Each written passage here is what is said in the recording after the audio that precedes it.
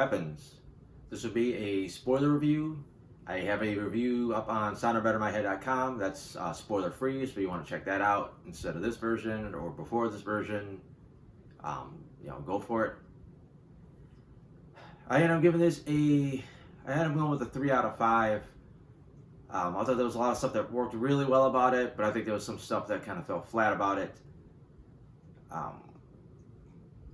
The basic plot, they tell you the plot in the poster, in the trailer. It's one night at 2:17 in the morning, 17 kids all ran away into the night and just vanished, and they all happen to be from the same classroom, which left behind the teacher and one student. And that's basically the opening of the movie. I thought the narration went on just a little bit too long. Like, first you get this black screen, they're kind of giving this story, which, like I said, it's been in all the trailers. And then you start getting some footage, at least, of the aftermath and whatever, the cops searching for the kids. And then it kind of just keeps going. It's like, all right, this is getting... It almost makes you feel like the whole movie's going to be this narration by this little kid. And then finally we get into the actual movie. It ends up being broken down into chapters, which I did find out ahead of time. So I kind of knew what to expect there. This is where it kind of lost me a little bit because, you set up this big thing of this mystery of the kids disappearing, and the first chapter really doesn't address it that much. You're following the teacher, and first it's going to feel like it's just going to be really uncomfortable because a lot of people in the town are assuming that she had something to do with it. I think as an audience, I gave her the benefit of the doubt, so you feel bad because they're just blasting her. They're, the opening scene, like, you know where our kids are, tell us where the kids are, and then you feel bad. It's like, this is going to be the whole chapter of her just being hounded. Luckily, it gets away from that pretty quickly. But she's kind of unlikable just for the fact, and granted, she's under a lot of stress from what happened, but, she does a lot of dumb stuff. She doesn't listen. They're like, okay, you can't come back to the school in these situations. You got to stay,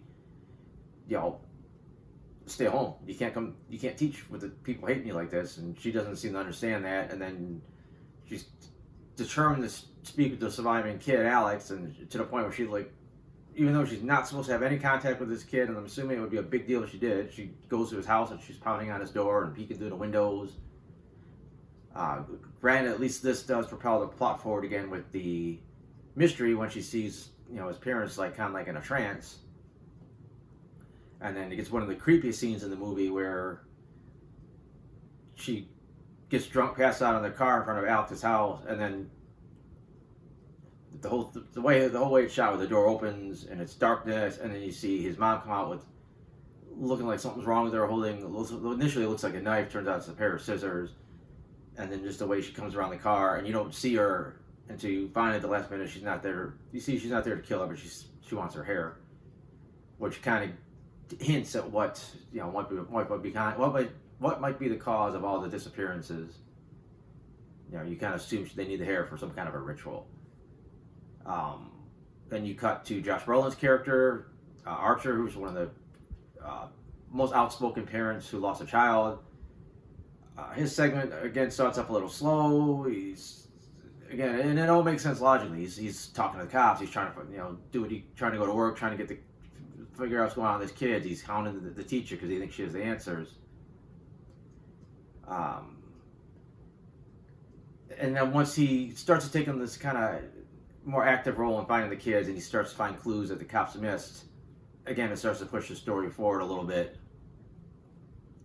As far as the big mystery, and both sequences, both these chapters, whatever you want to call them, have a dream sequence, which are hit or miss. Like the one with the teacher is just okay. She goes to class, his kids all got their heads down, and the one sits up and looks like he has clown makeup on, which was in the trailer. And then the dad has a weird one where he's in the house, and for some reason there's a giant gun floating over the house with the 2:17 time on it, which is never explained in the film, and I think people just got to make their own interpretation what it's supposed to mean at this point. And then again, he sees the clown face or whatever, and also the first chapter, she sees the clown on the ceiling. Well, I call it a clown. That's what it looked like in the quick glimpse you've seen. The next chapter, I believe, deals with the cop ex-boyfriend, I guess, of Julia Garner's character from the beginning, the teacher. And it's okay. seems less tied to like the overall story than anything else. Just kind of like how his actions. You see another version of his interaction with her, and then him interacting with his drug user who ends up getting the next chapter, and his is kind of silly. A little more of the goofier chapters just because of the character, but he stumbles onto all the children, which is like weird because this is like should be the biggest moment in the film where you find out, holy shit, the kids are here in this house, but the guy's so oblivious to what's going on. It's like it's a weird moment. A quick rewind too. Another major moment is these kids running out in the street in the night, and they show it at the beginning of the film, but the needle drop they do for it, I think, kind of takes some of the sting out of it. Instead of being like creepy, it's just like, oh, okay, the music's playing, it kind of calms you down, I guess. We also get a chapter with the school principal, which is one of the more. By this point, you're starting to get some hints of what's going on, and you basically finally get the reveal that it's a witch. I mean, essentially, her makeup and the way she dresses makes her look like a clown, but you find out pretty quickly that she's a witch. There's a lot of plot holes involved in this, but this is where the movie's like, okay, what's happening. It's a little bit of a letdown. I don't know what they could have did that made it more interesting. Like what would have been like, holy shit, that's the perfect reason these kids ran out. But the witch thing ultimately works. I don't think it was just the best, like a knockout twist. It was just like, okay, it's a witch. And I think once you hit that point in the movie, because I said there's points where it kind of drags a little bit. Some of the characters, their stories are interesting, but like I said, they're not always tied to like the mystery about the kids. But I feel like from this point in the movie on, you're kind of locked into like the story. And I feel like kind of around this time, like I found myself completely invested. Like I lost track of time. I was just zoned in on the movie and what was happening. And I think that's where like it was at its best. And I thought the ending was satisfying enough. That going through the house. For some reason, some of the stuff kind of remind me of Blair Witch, just the way the kids are all just kind of standing in the basement. But and then the twist that Alex was able to, he saw enough of the spell that he was able to use the magic to send the kids after the witch, and they just rip her to shreds. And it's interesting because it felt like the kind of movie that wasn't going to have a happy ending. It's like, all right, they're probably never going to find these kids, and whoever's looking for them is probably going to die. And I was actually pretty shocked that they got the kids back, and the witch was killed, and their spells are broken. But they did kind of leave it well. Yeah, but like Alex's parents never recovered. Like they're catatonic, and a lot of the kids seemingly never learned how to talk again. They all just were kind of mute. So it wasn't a happy ending, but it was as happy as you're going to get from the way it was going. I felt like I just kind of jumped all over the place plot-wise, but that's because the movie's in chapters. That's the best way I can kind of go through what I thought about it. As far as the acting, it was fine. It's nobody doesn't do anything super dramatic or anything. It's just you gotta just play these characters and kind of like a day in the life of dealing with the shit that they're going through, and it's fine with everything what the movie needed. Solid acting. There's a lot of good actors in it. There's still kind of a lot of weird stuff that's like nobody would do that. Like a good example is the first chapter with the teacher. Someone rings a doorbell, and the average person walks up and kind of looks at the doorbell. It's like to see who's ringing the doorbell or knocking. Her first response is like yelling at the door, like "Who's there? What's going on?" You have a door. You have not a doorbell, but the peephole. Like you have a peephole. Like you don't have to yell who's there, especially if people. Maybe you don't want people to know you're home. You maybe peek out there and see what's going on, but whatever.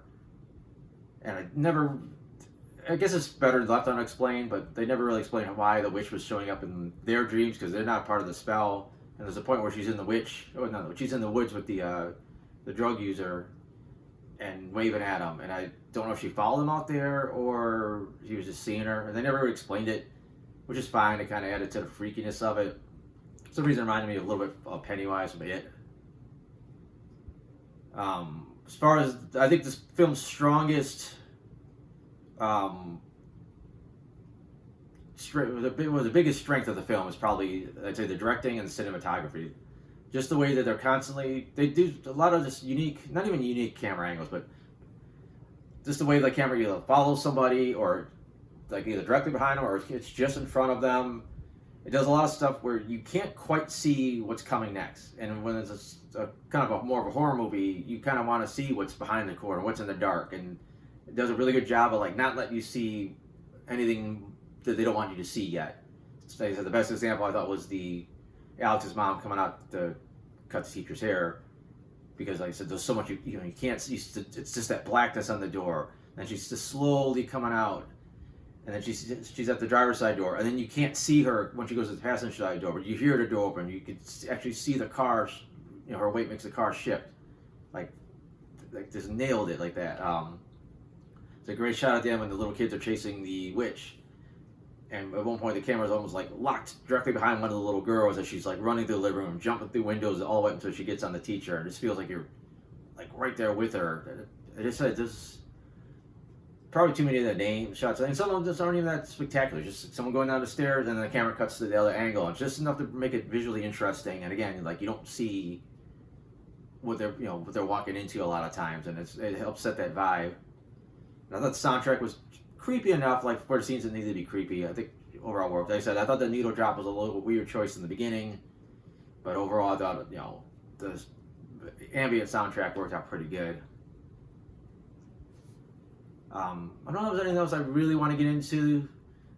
I don't know if it was ever revealed that the witch Gladys was really Alex's aunt, or she took her place and came in to mess with his family, or I don't know how she knew this family otherwise. And it's implied that she was basically somehow taking their life force to make herself younger, but they never really got into that, which is fine. I kind of prefer like the little bit of mystery to it. But I think that's about it. Like I said, it's a decent movie.